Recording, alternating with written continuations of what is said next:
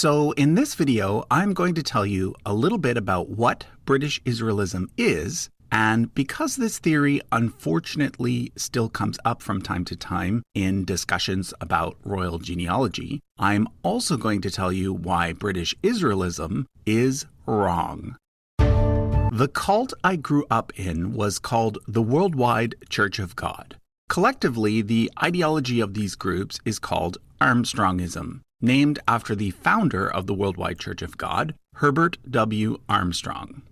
That God was going to destroy the world very soon, that a European superpower called the Beast was going to appear, and that we, the chosen few, were going to hide out in Petra. And that we, the chosen few, were going to hide out in Petra. And that we, the chosen few, were going to hide out in Petra, is something called British Israelism.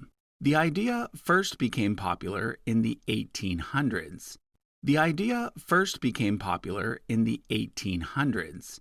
The idea first became popular in the 1800s. And today, it is still being promoted by groups such as those that follow a white supremacist ideology called Christian identity. And today, it is still being promoted by groups such as those that follow a white supremacist ideology called Christian identity. And history is pretty clear about what happened from this point on. There was the Maccabean Revolt, the wars with Rome, and then eventually the Jews became scattered throughout Europe and the rest of the world.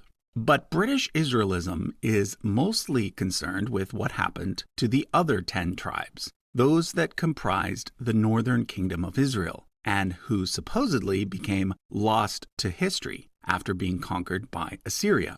There have been numerous theories about these so-called Lost 10 tribes, with British Israelism being only one of them. Other theories include one in which the Japanese are the descendants of the Lost 10 tribes, and another, mostly associated with Mormonism, in which certain Native Americans are the descendants.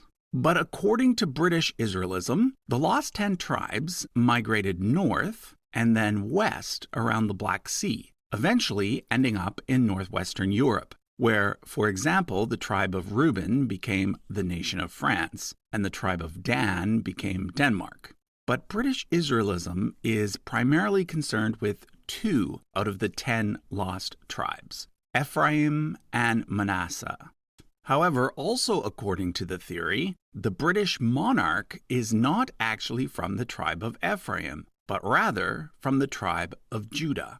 This is because whereas the northern kingdom of Israel had several reigning dynasties throughout its history, the southern kingdom of Judah only ever had one, the house of King David. According to British Israelism, when the kingdom of Judah fell to the Babylonians, the prophet Jeremiah secretly escaped with one of the Judean princesses, named Tehatepi, and he traveled with her all the way to Ireland, where she then married an Irish king. The royal line of Judah therefore continued in Ireland until it was then transferred over to Scotland and then finally over to Great Britain, when people come across the idea that the British royals are the direct descendants of the House of David. So, in short, there were no... I want to give all the praises and the honor to Yahweh Bahashem, Yahweh Shah Bahashem, Racha HaKwadash, and double honors to the elder apostles and elders of Great Millstone. Honors also to your other elders and brethren, you followers of the truth, even you few sisters, and shalom to the elect. So anyway,